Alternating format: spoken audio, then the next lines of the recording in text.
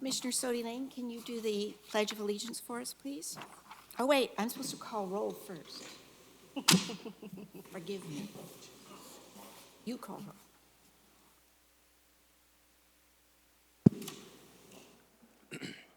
Commissioner Hardy? Commissioner Sodi Lane? Present. Commissioner McKenzie? Here. Commissioner Vang? Here. Commissioner Diaz? Here. And Chair Bray. Here. Commissioner Sodi Lane?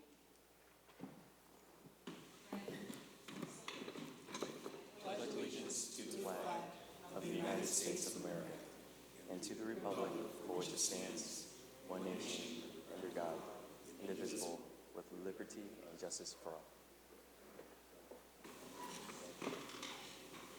Okay, I'll read the procedures. For each matter considered by the commission, there will first be a staff presentation, followed by a presentation from the project applicant. Testimony from supporters of the project will then be taken, followed by testimony from those in opposition. The applicant will have the right to a final rebuttal presentation prior to closing the public hearing. In accordance with Section 13 of Article 2 of the Planning Commission Rules and Regulations governing the length of the public debate, all public testimony from those in support and in opposition of the project will be limited to 3 minutes per person. The 3 lights on the podium next to the microphone will indicate the amount of time remaining for the speaker. The green light will be turned on when the speaker begins. The yellow light will come on with a soft bell ring when 1 minute is remaining. The speaker should be completing the testimony by the time the red light comes on, with a final bell indicating time has expired.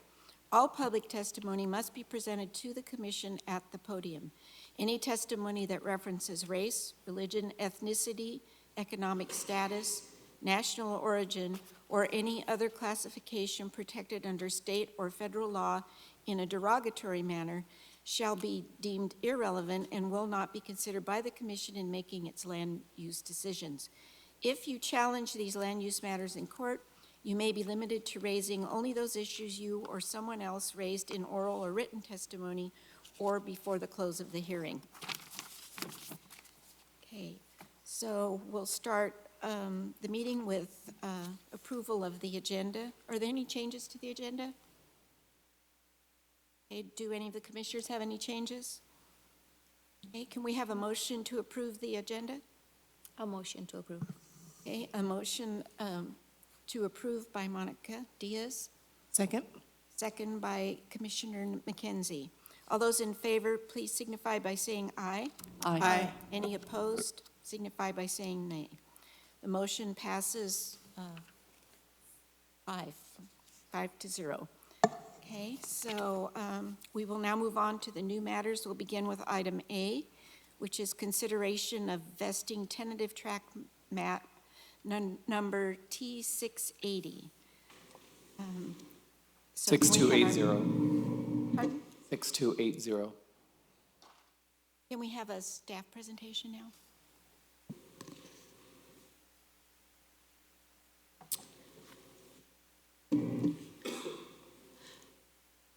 Good evening, Commissioners, Chairwoman, Kelsey George, Planning and Development.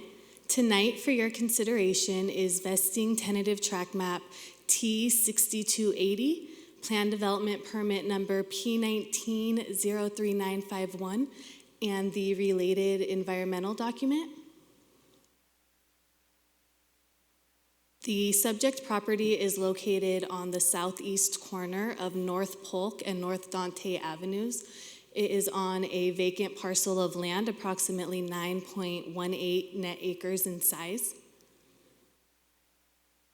The subject property is surrounded primarily by existing residential uses with a couple vacant parcels as well. Toward the southwest corner, you can see Soroyan Elementary School for frame of reference.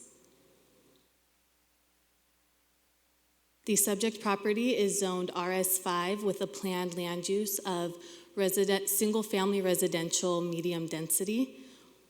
The surrounding properties are zoned almost exclusively residential, with the exception of the property in orange to the northwest, which is zoned for commercial.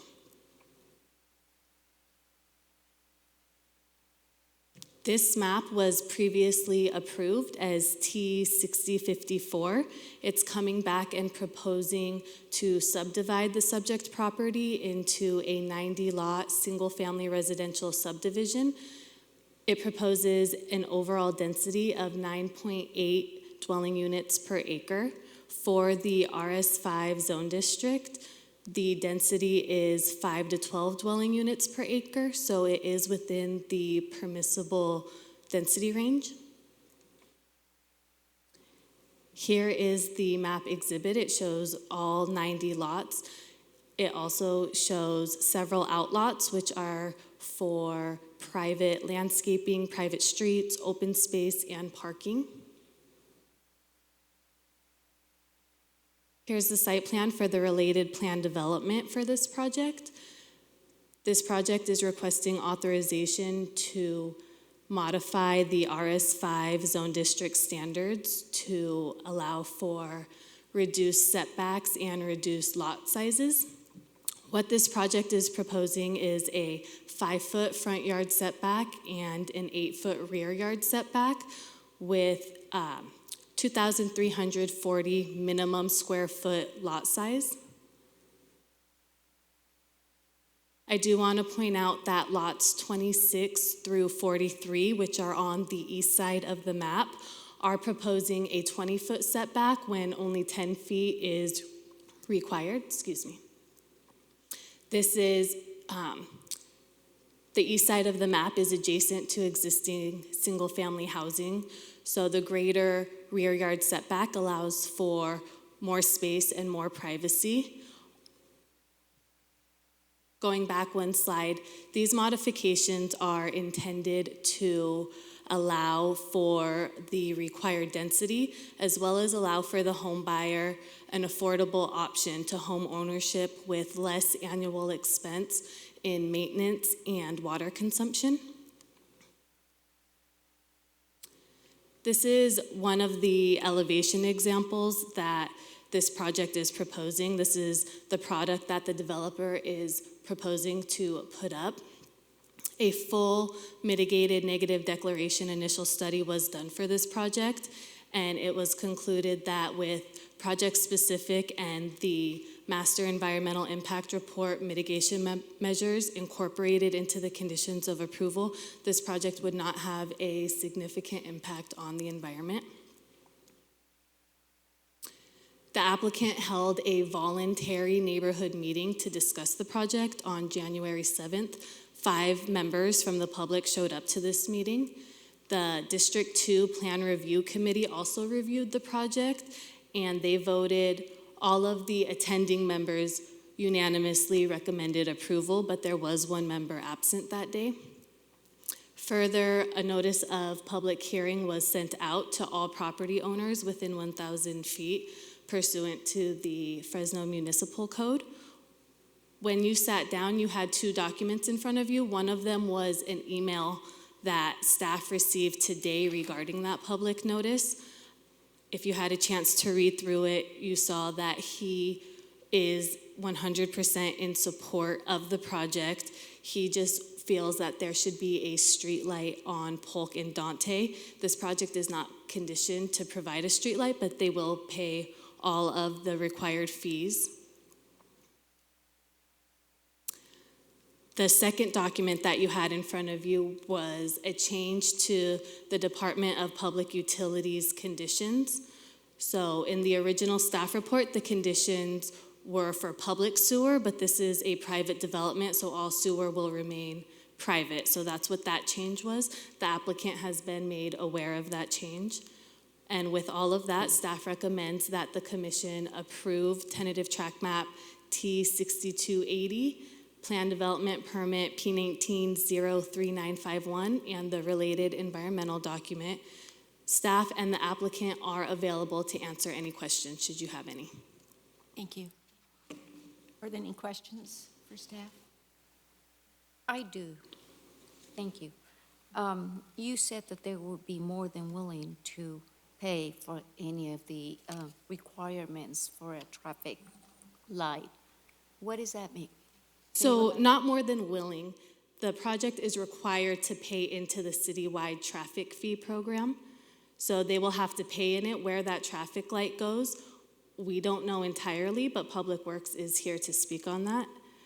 But they will have to pay the fee regardless. Any other questions? Is the applicant here for a presentation? Yeah.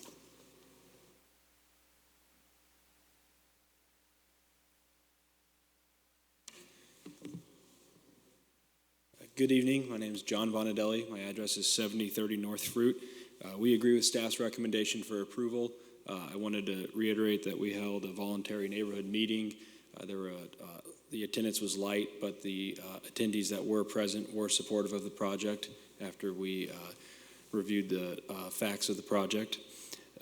We also received unanimous approval of our District 2 Neighborhood Committee meeting from all the members that were there. So I'm here to address any questions that you may have, and I would appreciate the opportunity to address any questions or comments raised during the public portion of the hearing as well. Okay. Does anyone from my left have a question for the applicant?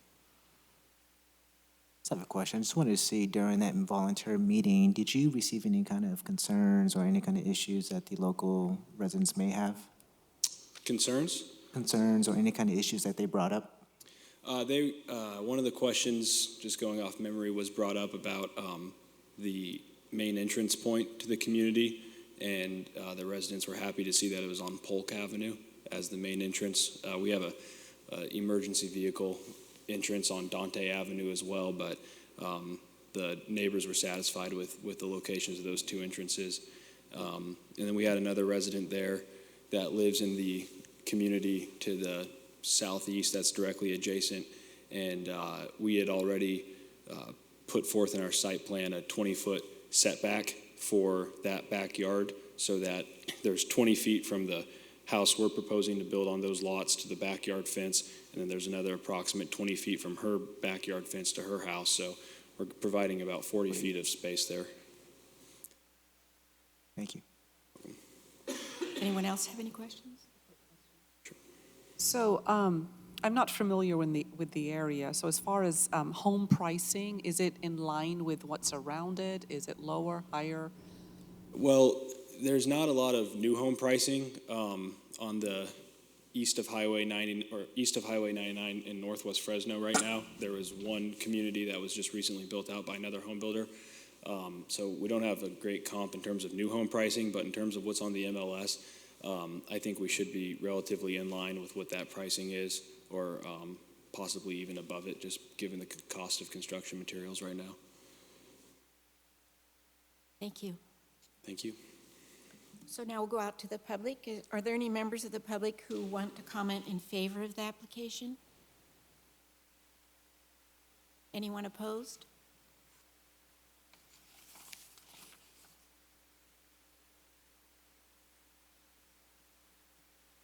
Hello, my name is Scott Oldenburg, and my residence is at 5571 West Vartikian.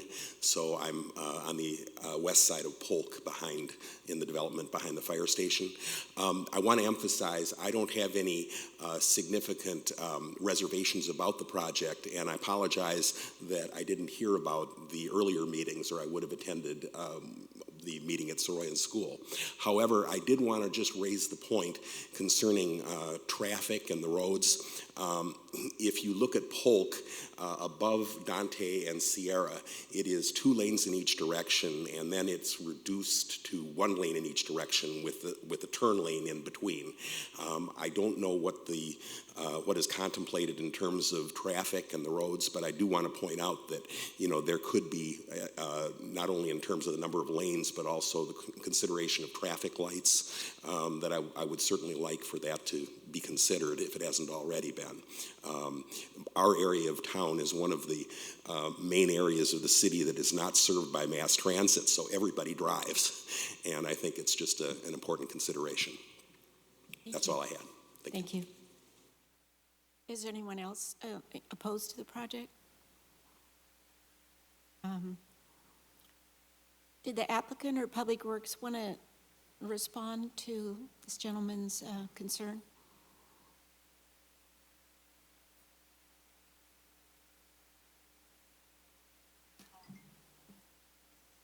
Good evening. I'm Andrew Benelli with the Public Works Department. I can maybe talk a little bit about the traffic in the area. There is a traffic signal planned at Polk and Dante. It's not planned, it's not budgeted this year. I'm not sure when it would be budgeted. It's not budgeted in the next few years. The signal doesn't currently meet the warrants for, or the intersection doesn't meet the warrants for a traffic signal, but it's projected that it will. Each year we do counts at all of the intersections, and we also do an analysis of the number of accidents and many other factors, whether there's a school close by, and we rank all the intersections. That list goes to City Council for approval. We create two lists. One is a list of intersections that need to be signalized. The other is a list of intersections that have signals but needed to be upgraded with left turn, protected left turn. So this intersection is on the list. It's not at the top of the list. So if the volumes increase, either because of this development or because of maybe a commercial development on the other corner, you may see that a signal gets put in fairly soon. But with the current volumes, it doesn't meet the warrants. Thank you.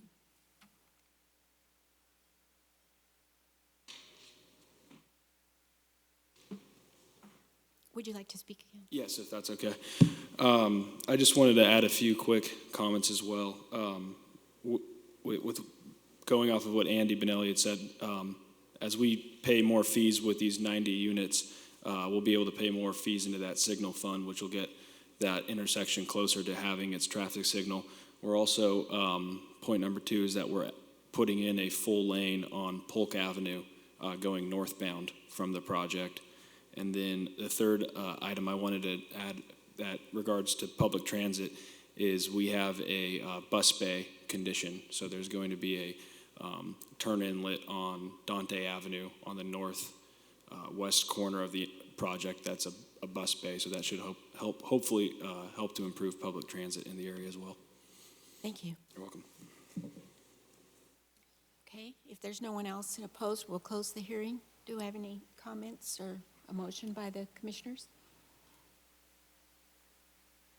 I would like to see, and I would like to hear more of a commitment from the city as far as a time limit for the residents to actually have a traffic signal in that area. I know that you said, Andy, that it's not on top of the list. What are we talking about? 1 year, 2 years, 3 years?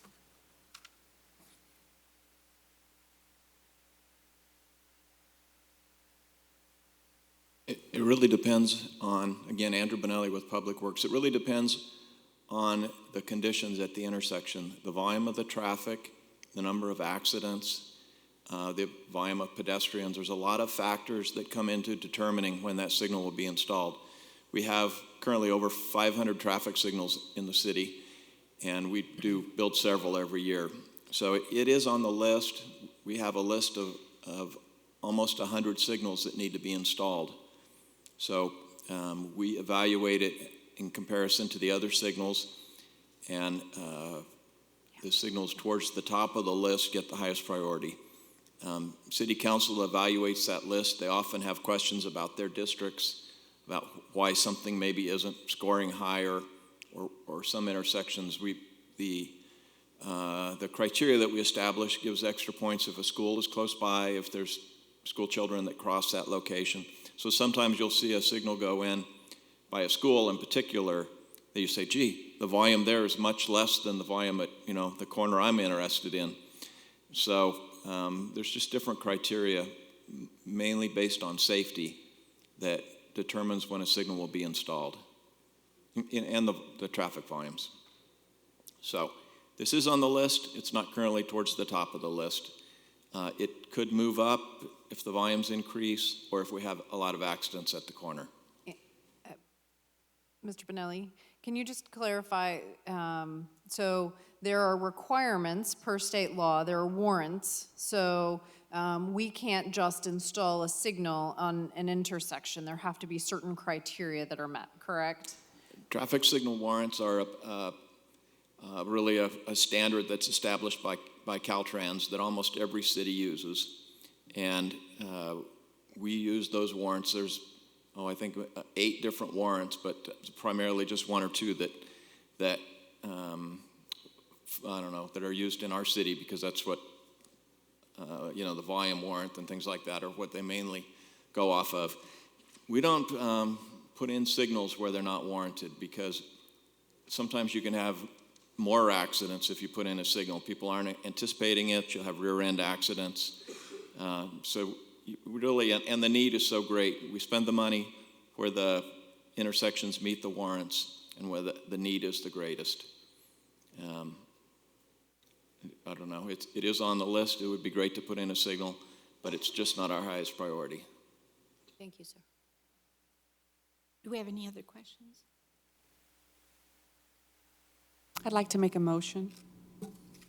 So based on the 9.08 homes per acre, which is well within the guidelines of 5 to 12, based on the district review committee's vote of 3-0, I would like to adopt the environmental assessment as presented by staff under ID matter 2000231, and number 2, approve the vesting tentative tract map number T6280. And number 3, approve the plan development permit number P1903951 as presented. Okay, do we have a second? I'll second. Okay, all those in favor, please signify by saying aye. Aye. Aye. The motion passes 5-0. Any opposed? Pardon? Any opposed? Oh, any opposed? No. The motion passes 5-0. Thank you. Okay. Does the secretary have anything to report? I do not have a report tonight. Next, we have unscheduled communications. If any member of the public would like to speak on any issue within the jurisdiction of the commission, please come forward. Give us your name and address. Okay? Looks like we don't, so the meeting's adjourned. I did want to say something. Oh, I'm sorry. That's okay. I just wanted to share, so I'm going to miss our March meeting and be attending the 2020 Planning Commissioners Academy in Sacramento. So getting some training on being a commissioner and bringing the information back. So I just thought I'd share that. Thank you. Oh, adjourn again. Okay, the meeting is adjourned.